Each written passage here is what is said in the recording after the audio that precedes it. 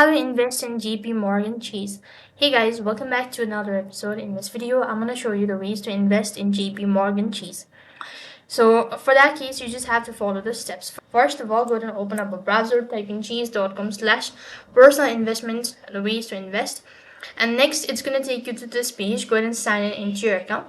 And then you could also go ahead and read the instruction before you invest. Investing on your own or JP Morgan self-directing investment that can build your investment portfolio on your own with ultimate zero commissions on the online traders. Likewise, you could work with the team of advisors, that is JP Morgan personal advisors.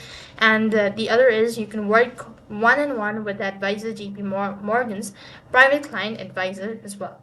So in order to get to know more about investment in JP Morgan Chase, you need to get in help of an expert, or you could just go ahead and contact the customer service team. They will let you know about the procedures. So that is how you can invest in JP Morgan Chase account. That is all for this video. I hope the video was helpful. Make sure to like, share, and subscribe to our channel. Thank you for watching. See you in the next video.